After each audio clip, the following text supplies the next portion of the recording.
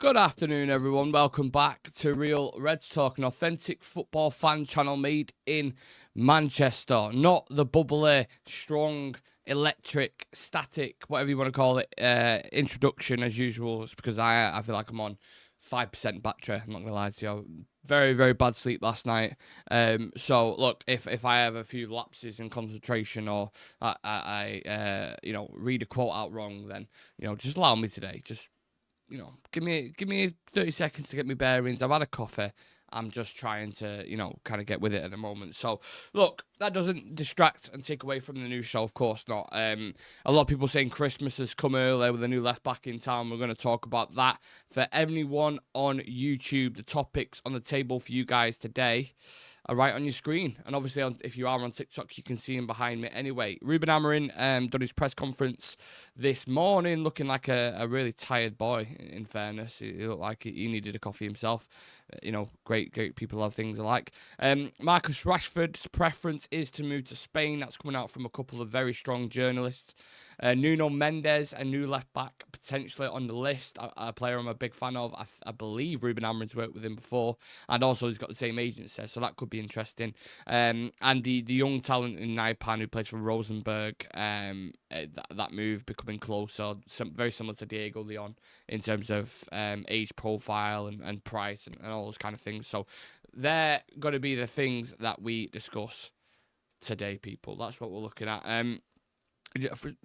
Straight from the press conference, it was always going to be the Marcus Rashford press conference. It was never going to be, what do you think about Spurs tactically? Do you think it's sustainable for Postecoglou to win a league like this? Where do you think both teams are? Who do you think will finish higher?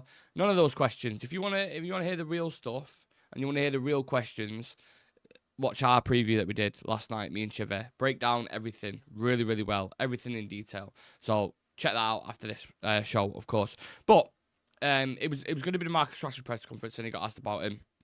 He's saying he's our player. He's ready for the challenge under me. I want the best Marcus Rashford. That is the key point. We are a better team with Marcus Rashford. This kind of club needs big talent, and we need them to perform at the highest level. Now, one thing I will caveat that with is he's never, ever, and I don't think... I'm probably saying 99% of coaches haven't done. Have done this when there's a situation with a player or they're being asked about a player moving on potentially. That they'll always give a political answer. They're not going to give, yeah, he's shit, don't want him. Listen, I'll take 20 million for him in the summer. Even if he thinks that, they're never going to say that because obviously, the media would jump on it like a rash. Excuse the pun, but it would go everywhere, wouldn't it? It'd spread like wildfire. So he's going to come out. He's going to go, look, he's our player. We want to challenge him. He's one of the better players. He's basically saying, with what he's shown before. But again, it's like, in order for all parties to be happy here, Marcus has just got to get playing football again and playing football well, because he'll get a sale. He'll get to move. The club get a decent price for him. They get his wages off the books. And not only that, obviously it impacts the current season that's ongoing at the minute. Let's not forget about that. By the way, everyone's talking about January and next summer. What about right now? What are the players to be scoring right now? Will they be involved for Spurs tomorrow? I guess we'll have to wait and see. And he kind of touched on that. He got asked, will Garnacho and Marcus Rashford feature? He says, we have one more training session. If they train well, then I'll make a choice. I expect the best from absolutely everyone, which is, again, he's sending a clear message. Whatever people are making about the team leaks and all this kind of stuff, it could just be a case of he doesn't think they're applying himself in training properly. And if that is the case, then who's bothered if he's dropping him? I think everyone's absolutely behind the manager on that. One thing I will say on it, I don't want to get too carried away with myself because everyone was applauding Erik ten Hag for how he dealt with the Sancho situation or how he dealt with the Cristiano Ronaldo situation, and everyone was behind him, and ultimately, I still believe both of those were the correct decision. But I'm just saying I think it's a bit not easy, but to go in and to do that with Marcus. I mean, Marcus has been at the club nearly a decade now, and he's just been inconsistent. He has been like a roller coaster. He's been everywhere. So it's natural to come in, and if you want to set your stall out, he's a big player, he's a big profile, the biggest profile at United. A lot of eyeballs on him, a lot of talk about him constantly. To drop him when he's not even, Jamie Carragher made a great point about this. He's not even our best player, and he's not a guaranteed starter in our team at the minute. But his profile suggests that he is. So actually, when you look at it in isolation, to drop him, it's not that much of a big thing. In reality. But yeah, he was saying we're talking about it. If buts and all this kind of stuff. But my focus is on now and Tottenham tomorrow. It's as simple as that. You can't be getting carried away with, like, I'm sure he'll have players in mind already when he's gone in there and he's looked at certain positions. There's people talking about Nuno Mendes and Theo Hernández and all these guys, which we'll get onto shortly, right? I'm sure he's got ideas who he would probably want, or he's getting close to just knowing the players and knowing what they're capable of. Obviously, he needs to push them a little bit more. But he'll probably have an idea. But that, as a coach, you can't get too kind of wrapped up in that. Do you know what I mean? You can't stray away from it. You've got to focus on games. You've got so many games in December. Important games as well, by the way. Like, you've got a quarter-final tomorrow. You've just won a Manchester derby. You've got Liverpool at Anfield at the start of the year. You've got Newcastle coming up who are close to us, which you would, really call a 6-pointer. So he's got to focus on these things. He can't be... The reason why I hate stories like this is because I find it bizarre. You go on Twitter right now, that we've just won a Manchester derby at the Etihad for the first time in 4 years, I think it's been, or close to 4 years. It's been a while. Yeah, even though given the current state that City are in at the moment, we've gone there and we've won, and it's mega, and you've won in the last minute. And if you look at Ten Hag's record against the top 6, it was horrendous. So to go there and do that was mighty impressive and really good. But the thing is, people would rather talk about Marcus Rashford and everything that's going on with him rather than the win that we've just got. Do you know what I mean? That's just social media nowadays. That's just people are more drawn towards negative breaking news stories. And people might call me a hypocrite because I'm going live for these kind of things, but I think it's important. This is why I'm saying it's important to balance it out. We've still got a season ongoing. We've still got a season to focus on. Let's not get too distracted, discussing if, buts, and maybes. Let's focus on now. We've got Tottenham tomorrow. I think it's an important game. Ugarte was underrated in that match. You're spot on, mate. Absolutely spot on. He was, an unsung hero, but I think there was a couple of them. I think Harry Maguire was another one who was great. Maz, as always, was fantastic. There was a few names who I thought done really well. Neil in the chat, afternoon, everyone. Lumen as well. Cobby Mainu in the chat. Imagine if that was the real one. Yo, have you seen that Cunha has liked a comment of Manchester United? Yeah, I saw that. Someone put Manchester United soon or something, was it? And Cunha liked it. I mean, I don't know what you can make of that. But look, one thing I'll say about Matheus Cunha, if Wolves go down, I don't think they will. I still think they'll stay up. I know they're having a shocking season so far, but I think they've got enough quality players in their team to stay up. Ain't no I'm a big fan of. Cunha, I'm a massive fan of. They've got players there. They've got players there that are decent, and I think if the coach can get the quality out of them, the new coach going in. I know he's had some weird interviews and stuff and a bit of a mad background, but if he can get the best out of him, then yeah. But Cunha is a top player. If he doesn't go to Man United, you best believe he's going to go somewhere. He's going to go to a big club because he's a serious player, serious player. And I'd probably take him at United, especially in the system. Cunha's one of those where he can play multiple positions. He is very versatile. He's a talented boy as well, so I won't be opposed to that. It's just how much Wolves would want. You could probably get him at a really good price, like I said, if they do go down. You insist we should play Rashford to maintain his value at the expense of other deserving players who are staying? Not necessarily, no, because I've just mentioned there in December, you've got a lot of fixtures. So it doesn't mean he has to start every single game. You can still retain his value if he's, playing. Let's say he plays on Thursday, scores a brace against Tottenham, then he's dropped at the weekend, but then plays in the Europa League against Rangers, gets to this. Do you know what I'm saying? Like, you can still retain his value. You don't have to play him game in, game out. I'd just rather that than just put him on the bench completely. That's how I feel. Anyway. But anyway, let's move on to these stories coming out from James Ducker and Fabrizio Romano talking about Marcus Rashford's preference and where he would like to go. And apparently it's Spain. Where he wants to, whether it's in January or whether it's in summer, his dream is to play in Spain. So there's a couple of things for that. One, with Barcelona at the moment, I'm not sure how much. One, they're crying out for a winger. I mean, I'm pretty sure Rafinha's doing really well there. Lamal is a huge talent, and they won't want to stunt his growth by bringing in a 27-year-old Marcus Rashford.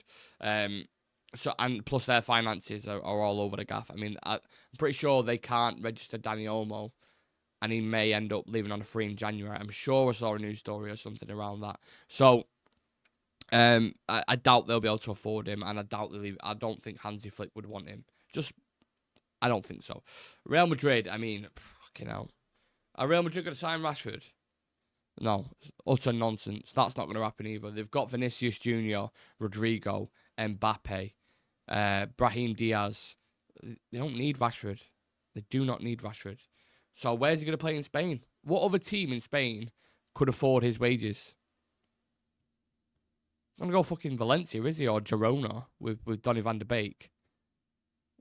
So I just don't. Spain don't make sense to me. You might have a dream to play there.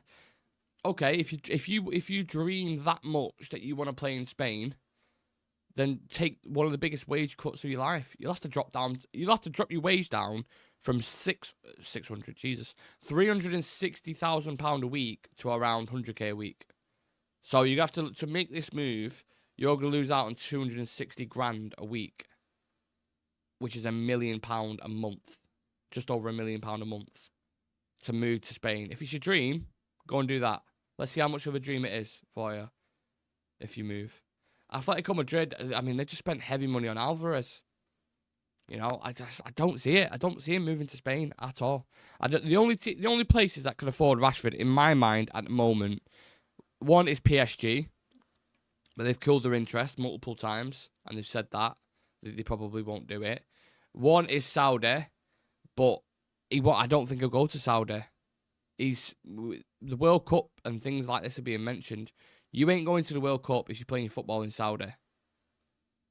You've got to be in Europe. You've got to be doing well for a team that are relevant. I spoke about this yesterday. It's as simple as that. You ain't going to the World Cup. I would be hugely surprised if Ivan Toney went to the World Cup playing his football in Saudi, because standards drop, training drops, intensity drops. Completely different from the Premier League. You know, in the Premier League, you're coming up against centre-backs like Kanate and Van Dijk, Ruben Diaz, Harry Maguire, who had a really good game the other day. In Saudi, can anyone name one centre-back over there? Laporte? Anyone else? Like, what centre-backs are you coming up against there? I'm sure there's probably Koulibaly, there's a couple more. But let's be honest, it's not the same level, is it? Not even close. So, if he wants to go to Saudi... If that'll tell you everything you need to know about the Marcus Rashford story. If he goes to Saudi and he gets offered 600k a week, which he could easily do with a profile that he's got going over there. Jordan Henderson, what was he on, 600k a week? Jordan Henderson. Marcus Rashford's got more talent in his fucking left boot, his left pinky, should I say, than Jordan Henderson. So... good luck with that move to Spain. That's all I'll say. Good luck. Nico Williams to replace Rashford. Other United channels talking about Nico. Nico Williams, I think, from what I saw at the Euros, hugely impressive. Exactly what you want from a winger. I don't see Nico Williams as that. I mean, people tell me I'm wrong. The people who watch Bilbao week in, week out might tell me any different. But I don't see him as that kind of inside forward. He reminds me a bit like a Garnacho or Rashford, where he's more of an out-and-out winger and can beat a man. So I don't know. I know people, like I said, who have watched him a lot more might be able to tell me any different. But from what I've seen from him, Spain, you had Lamal and Nico Williams, who were both relatively wide and running at the defenders. This new position, this Amorim system, the inside 10s, whatever you want to call them, it's different to an out-and-out winger. You've got to be more intricate. You've got to be quicker on the ball. Sometimes you've got your back to goal. It is a different role. So you need a prototype in there. Who I would personally get is someone like Kvaratskhelia from Napoli. I think he'd be perfect for it. He's extremely strong on both feet. Great ball carrier. He's not. He's unselfish. He'll play the ball. He'll link up the striker. You saw his relationship with Osimhen when they won the title. Kvaratskhelia is someone I would definitely be looking at 100%. But look, we've got other transfer bits to touch on, so I don't want to make this a Marcus Rashford show, because I feel like we've we spent so long talking about him over the past couple of days. You cannot get away from it. Craig, personally, I couldn't care where he goes. I just want him out. You're one of many others, my friend. One of many others. Right, let's talk about Nuno Mendes then. So this is from Florian Plettenberg. And again, I have to preempt this because Florian Plettenberg has linked us. And I'm not joking, because anyone who saw the show that I did the other day, when we did a bingo card of transfers of how many players he's linked to, is ridiculous. It's around 25 to 30 players this year alone that Florian Plettenberg has linked us with. So are we going to sign all of them? Obviously not. Are we going to sign 5 of those players? Probably not.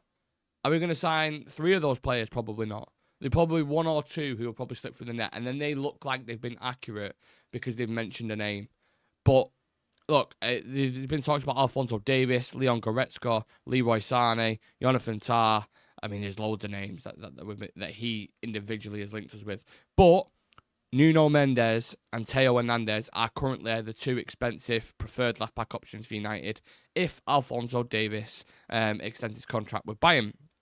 Man United remain strongly interested in PSG's left-back Nuno Mendes. PSG want to extend his contract beyond 2026, but it is currently not planned for him to sign soon, as there are many top suitors. Mendes and Ruben Amorim share the same agency, and United are aware of the player's situation. So that could develop quickly, especially having the same agency. You saw a similar thing with, was it Ten Hag and Maz, who have the same agency? Is it SCG? Or there was a couple of players, that, and that's why it went through a little bit quicker. So you could see a similar situation here.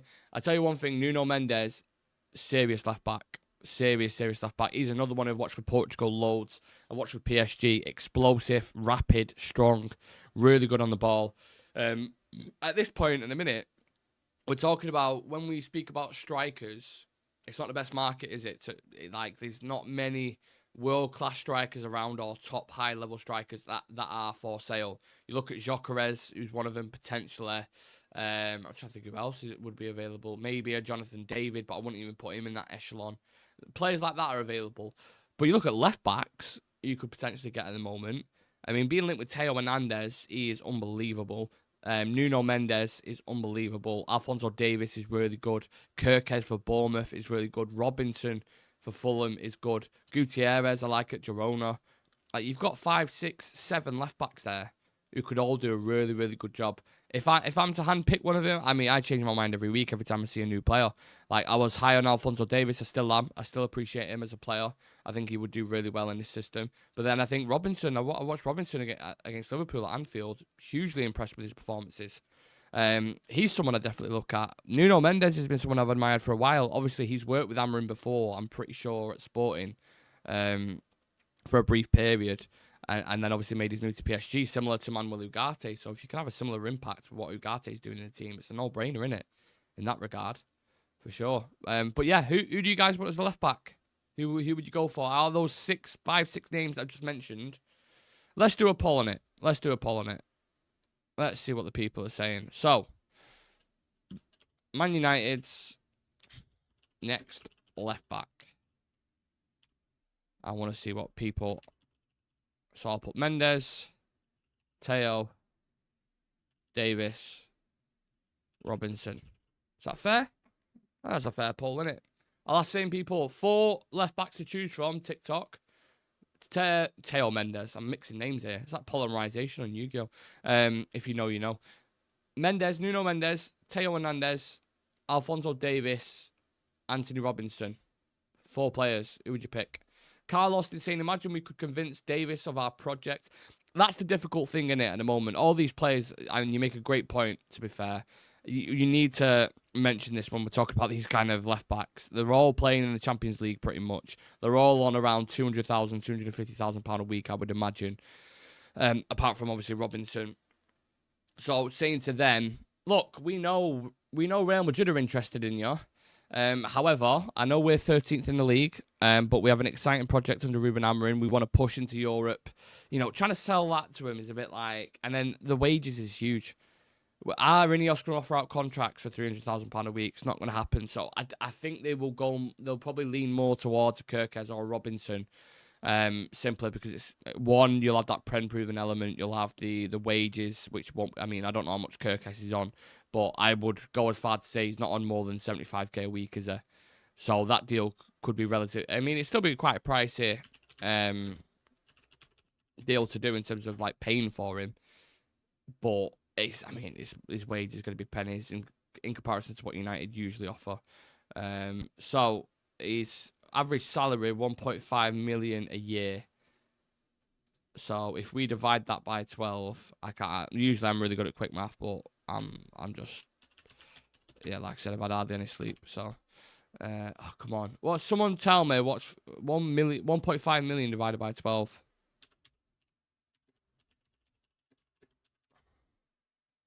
Well, I don't want fraction calculators. Give me a calculator. Jesus Christ. It's a good job I don't work on fucking Countdown, innit? So I bet someone's put it in the chat already, but I wanna do this myself now. I feel like I'm already here. Where's the divide? Divided by 12. And then divide that by 4. We'll get in there, people. 30 grand a week is on. £30,000 a week. Kirkes is on. Do you know what I'm saying? The gap. We could just go, right, we'll double your wages. And that's still one of the lowest earners at United. 70k a week.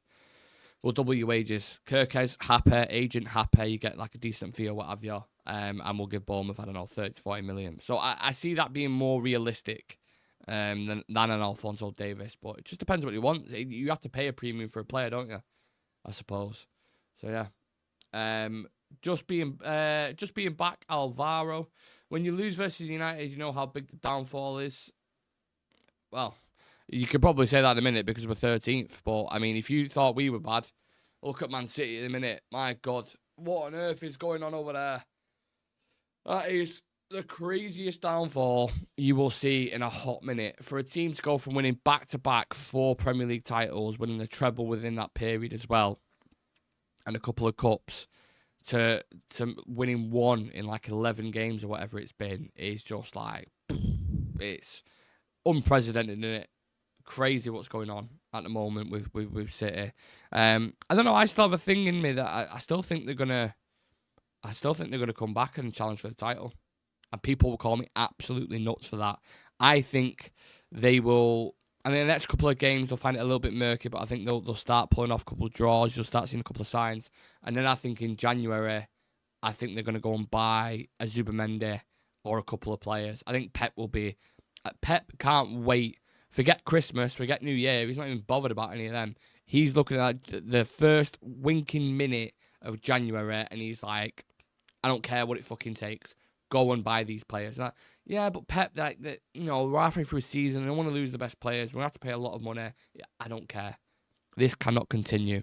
He's obsessive. He's obsessed. He'll want to sort this out.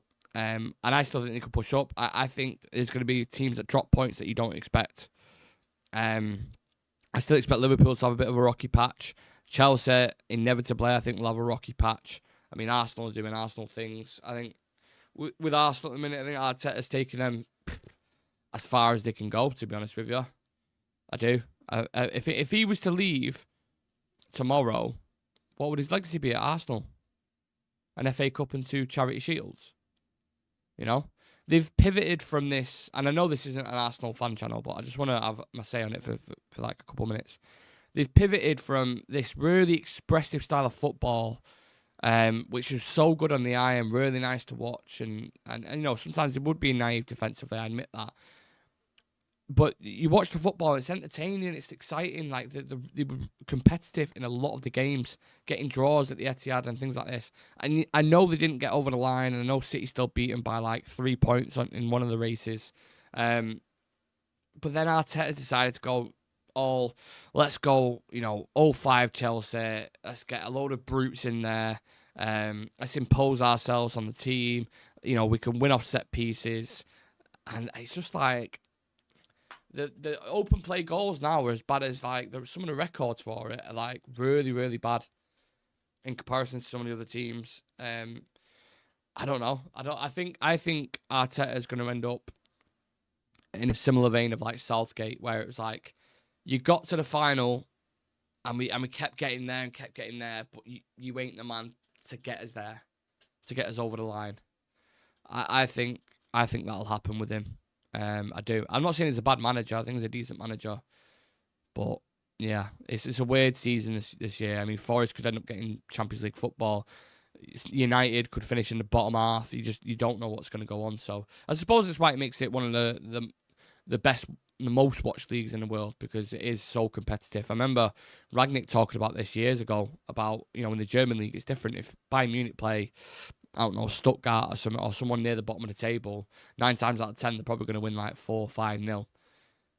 Arsenal just played Everton near the bottom of the table. It was supposed to be, Arsenal supposed to be title contenders, and they just drew 0-0. And Sean Dyche just outdone Arteta with his own tactics, basically. So, crazy. United will finish 5th this year. Umar making a prediction. I don't know. I don't want to make my predictions. I just want to, much like Amorim, I want to focus on the next game and just, if we can beat Tottenham, get through to the semi-finals, you're cooking. Or is it through? This is the quarter-final, right? Tomorrow. So, we end up playing Arsenal again. If Arsenal go through, they've got Crystal Palace tonight, I think. I think it's important for Amorim to win a trophy. Imagine if Amorim comes in and wins a trophy before Arteta again. Then you've had 2 managers who have won trophies. One who's been and gone in Erik ten Hag and won a couple of trophies. And Arteta's still there. We're still challenging. We're still crazy. Yeah, it's the quarters. Thank you for that. Personally, I like Diallo more than Rashford. Oh, Diallo's top, man. Top player. I can't wait to see how he develops. I think it's exciting at the minute. I mean, the kid's 21. He's got years ahead of him. Shreyas in the chat, big up. Shreyas, I hope you're good, mate. How we doing? I'm very, very tired. I'm on 5% battery, and my phone's also on 9% battery, so I'm going to head off in a minute. Do you think we beat Spurs? Well, I will save that. I'll speak to you about that in the WhatsApp, but I will save that for... I mentioned at the start of the show, me and Chivy did a preview for the Spurs game last night.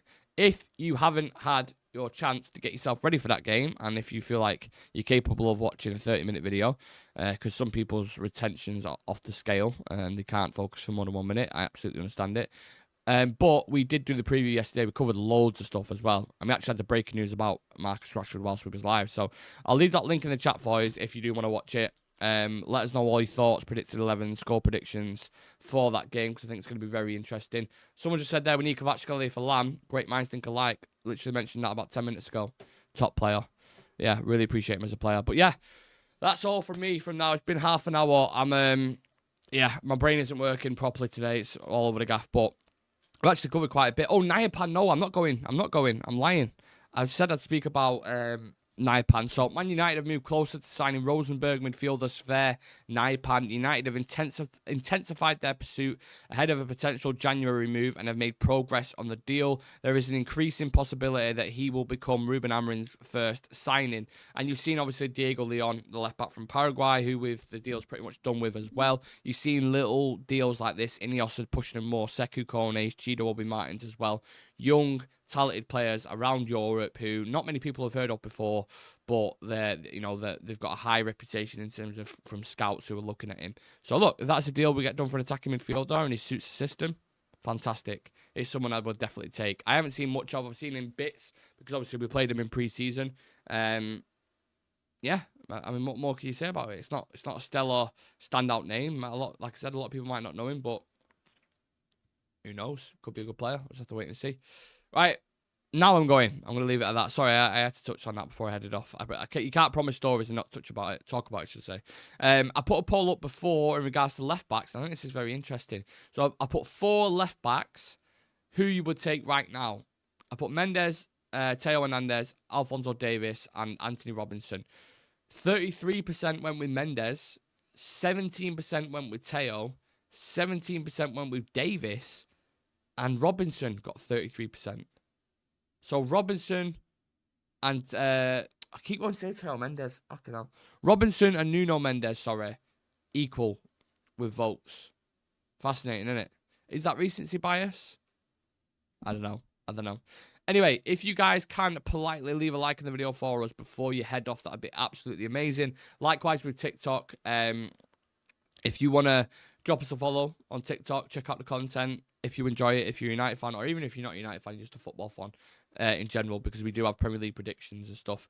The link is in the bio. Then please check us out. We are on 9,451 subscribers. We are getting ever closer to that 10k mark. There's going to be a big video dropping when we do hit that. We've got a couple of merchandise ideas. We've got loads of ideas when we hit that milestone, and it'll be amazing. But we're not far off now, people. We're not far off. Thank you, everyone who's tuned in. Enjoy the rest of your day. We'll be back at 7 o'clock. Obviously, there's going to be more news stories coming out and more stuff on Rashford. So me and the lads will be live later on. And then we'll have all the coverage for the Tottenham game tomorrow in the Carabao Cup quarterfinals. So exciting times. United back on the mend. United going to buy Mendes.